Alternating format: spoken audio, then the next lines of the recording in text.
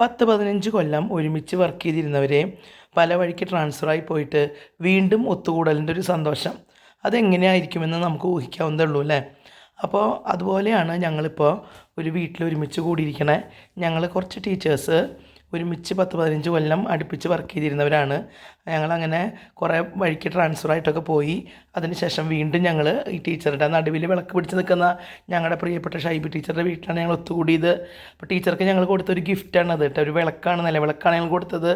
നിലവിളക്ക് പോലെ ഇനിയും പ്രകാശിക്കട്ടെ എന്ന് ആശംസയൊക്കെ പറഞ്ഞിട്ടാണ് ഞങ്ങൾ കൊടുത്തേട്ടാ. അതിനുശേഷം ഞങ്ങൾ ഒരുപാട് വർത്തമാനമൊക്കെ പറഞ്ഞ് ഞങ്ങൾ ടീച്ചർക്ക് വേണ്ടി ഒരു കേക്കും കൂടെ കൊണ്ടുപോയിട്ടുണ്ടായിരുന്നു. അത് ഞങ്ങൾ ടീച്ചറെ കൊണ്ട് കട്ട് ചെയ്യിപ്പിച്ചു. ഞങ്ങളെല്ലാവരും നല്ല പോലെ സന്തോഷമായിട്ട് കേക്കൊക്കെ കട്ട് ചെയ്തു. എല്ലാവരും കേക്കൊക്കെ കഴിച്ചു. അതിനുശേഷം ഞങ്ങൾ വീണ്ടും വർത്തമാനത്തിൻ്റെ കെട്ടഴിച്ച് ഇരുന്നു. ഇഷ്ടം പോലെ നേരം വർത്തമാനം പറഞ്ഞു. അപ്പോൾ ഞങ്ങളിങ്ങനെ സ്കൂളിലെ ഇടയ്ക്ക് മുടക്ക ദിവസങ്ങളിലും അതുപോലെ ഈവനിങ്ങിലും ഒക്കെ കുറച്ച് നേരം സ്പെൻഡ് ചെയ്തിട്ടാണ് ഞങ്ങൾ പോരാറ്. അപ്പോൾ അതുപോലെ ആ ഒരു ഓർമ്മ ഞങ്ങൾക്ക് വീണ്ടും വന്നു. പിന്നെ ഞങ്ങളുടെ ടീച്ചറുടെ വീട്ടിലാണ് ഞങ്ങൾ ഒത്തുകൂടി. ടീച്ചറുടെ ആണെങ്കിൽ ഇപ്പോൾ ഈ വർഷം റിട്ടയർമെൻറ്റും കൂടിയാണ് ടീച്ചറുടെ. അപ്പോൾ ഞങ്ങൾ വരുമ്പോൾ ടീച്ചറുടെ ഹസ്ബൻഡും മോനും വീട്ടിൽ നിന്ന് മാറി നിന്നു. അതായത് ഞങ്ങൾ കാരണം നിങ്ങൾക്കൊരു ശല്യം വേണ്ട, ഡിസ്റ്റർബൻസ് ഉണ്ടാവേണ്ടെന്ന് വിചാരിച്ചിട്ട്. അതിനുശേഷം ടീച്ചർ നല്ലൊരു ഫുഡ് ഞങ്ങൾക്ക് ഒരുക്കിയിട്ടുണ്ടായിരുന്നു. ഉച്ചയ്ക്ക് നല്ല ബിരിയാണി, അതിനുള്ള റൈത്ത, അതുപോലെ പപ്പടം, സാലഡ്, അച്ചാർ, മുട്ട, ഇതൊക്കെയായിട്ട് ഞങ്ങൾ അടിപൊളിയായിട്ടുള്ള ഫുഡായിരുന്നു.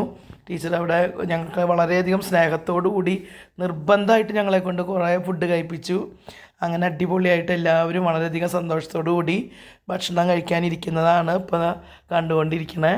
അപ്പോൾ എല്ലാവരും വർത്തമാനം പറഞ്ഞ് ഭക്ഷണം കഴിപ്പൊക്കെ അങ്ങോട്ട് നീണ്ടു പോയിട്ടാണ്. അതിനുശേഷം ഞങ്ങൾ ടീച്ചറുടെ പുതിയ വീടാണ്, റിനോവേറ്റ് ചെയ്തതാണ്.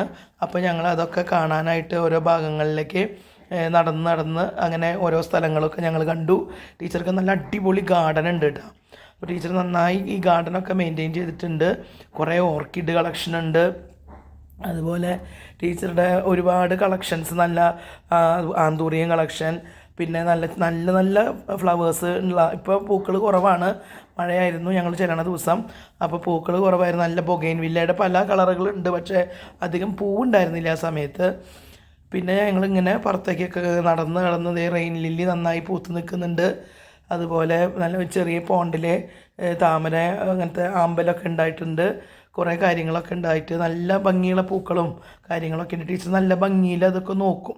പണ്ടേ സ്കൂളിൽ വരുന്ന സമയത്തും ടീച്ചർ അതുപോലെയാണ്, വളരെയധികം പെർഫെക്റ്റായിട്ട് എല്ലാ കാര്യങ്ങളും ചെയ്യണതാണ് കേട്ടോ. അപ്പോൾ ടീച്ചറുടെ അവിടെ നിന്ന് കുറച്ച് ചെടികളൊക്കെ ഞങ്ങൾ അടിച്ച് മാറ്റി.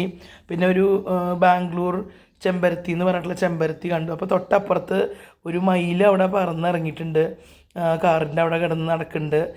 ദൂരം നിന്നുള്ളൊരു വീഡിയോ മാത്രമാണ് നമുക്ക് കിട്ടിയത്. പിന്നെ ടീച്ചറുടെ വീട്ടിൻ്റെ അവിടെ താഴെ ഒരു ഊഞ്ഞാലൊക്കെ ഉണ്ട്. അപ്പോൾ ഓരോരുത്തർ മാറി മാറി ഊഞ്ഞാലൊക്കെ ഇരുന്ന് ആടി. വീണ്ടും വർത്തമാനം പറഞ്ഞ് കുറേ നേരം അവിടെ സ്പെൻഡ് ചെയ്തു. മുകളിലേക്ക് പോയി.